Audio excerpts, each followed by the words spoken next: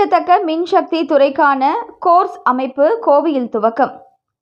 புதுப்பிக்கத்தக்க மின்சக்தி மற்றும் மின் தீர்வு துறைகளை ஒருங்கிணைக்கும் நோக்குடன் உருவாக்கப்பட்ட கோர்ஸ் அமைப்பின் தொடக்க விழா ஜெனிஸ் ரெசிடென்சி ஹோட்டலில் நடைபெற்றது.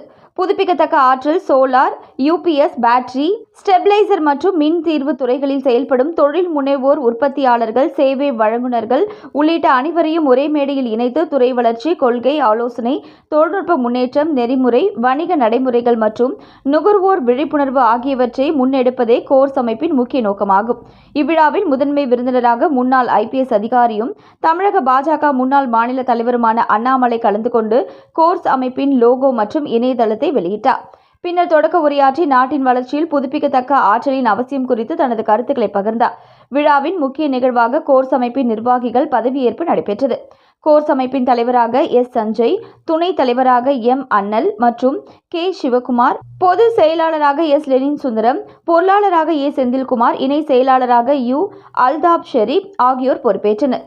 தொடர்ந்து கோர்ஸ் அமைப்பின் தொலைநோக்கு, இலக்கு மற்றும் செயல் திட்டங்கள் விளக்கப்படுவதுடன் தமிழ்நாட்டில் மாறிவரும் மின்சார சூழல் குறித்து, புதுப்பிக்கத்தக்க ஆற்றல் மற்றும் மின் தீர்வு துறைகளில் உள்ள சவால்கள் மற்றும் வாய்ப்புகள் குறித்து விரிவான கலந்துரையாடல்கள் நடைபெற்றது. விழாவில் தொழில் தலைவர்கள், சங்க உறுப்பினர்கள், தொழில் முனைவோர், சிஸ்டம் இன்டிகிரேட்டர்கள், உற்பத்தியாளர்கள், கொள்கை வடிவமைப்பாளர்கள் மற்றும் அழைக்கப்பட்ட முக்கிய பிரமுகர்கள் உள்ளிட்ட தமிழ்நாடு முழுவதும் இருந்து ஏராளமானோர் பங்கேற்றனர்.